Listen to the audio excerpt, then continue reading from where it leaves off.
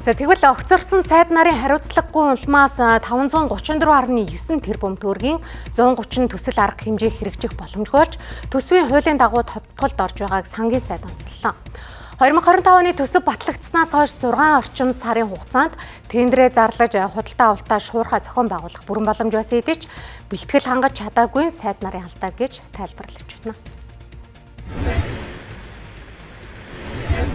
5 сарын 31-ний өдрөөр дуусах болсон шүү дээ. Тэр нь хагас өдөр байсан. Тэгээд нэгд өдөр ингээд гэрээ байгуулагдсан тийм дүн гарсан тендерүүд нь бас ингээд 6 сарын 2-ных тэр нь татагдчихлаа тий. Ер нь энэ боловсролын салбарын тоног төхөөрөмж энэ төрлийн харамсалтай юм бас хариуцлагагүй тийм ээ. Компаниудтайгаа гэрээ ээж дуусгаагүй учраас энэ зүйлүүд энэ 60 тэрбум төгрөг маань эргээд одоо улсын төсөвт төвлөрөх ийм нөхцөл байдал үүсчихэд байгаа. Тэгэхээр энэ бол одоо яг энэ тендерийн процессыг явуулах ёстой холбогдох албан тушаалтнуудын бас хариуцлагагүй асуудал байгаа.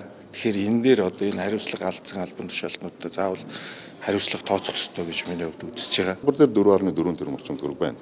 За зарим салбарууд дээр байх шиг байна одоо 30-40 тэрбум төгрөгийн зүйл татагчлаа гэдэг. Энэ маань нэгдэлтэй би энэ хуулийг бол өнгөрсөн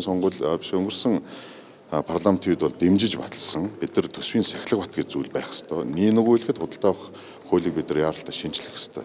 5 сарын 31-ээс өмнө энэ чинь тендерээ зарлаад гэрээ хийх ёстой шүү дээ хуультай. 31 бол автоматар шууд хууль хэрэгжээд тэр төслүүд зогсдог. Одоо зарлагдаагүй тендер зарлагдаад ажил гүйцэтгэх гэрээ байгуулад энэ он дуусч эхэлнэ гэж байхгүй. Энэ одоо сайд нарын хариуцлагагүй асуудал шүү дээ. Яам гэдэг чинь толгой нь одоо сайд өөрөө байдаг. Бүх үйл ажиллагааг зохион байгуулах ёстой.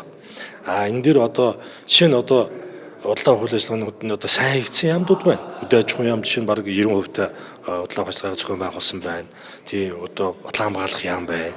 Маш сайн зохион байгуулсан. Бараг 90% та зохион байгуулсан. За гэтэл бусад яамдууд дээр ингэж одоо бараг 90% та энийг буцааж одоо хэмнэлтэнд одоо ураалгаж байгаа нь маш хариуцлагагүй асуудал байхгүй юу? Эннээсөө болж одоо тэр салбарын үйл ажиллагаа доголдох юм бол энэ яам одоо яам хариуцлах хэрэгтэй.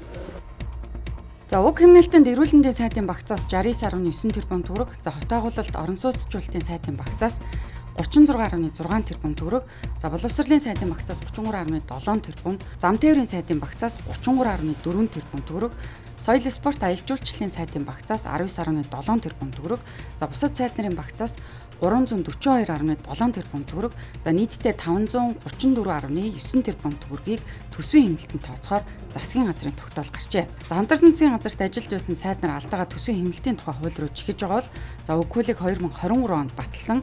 За хэрэгжилтийг нь 2 жилээр хойшлуулж энэ онд хэрэгжүүлж эхэлсэн гэдгийг онцолж байна.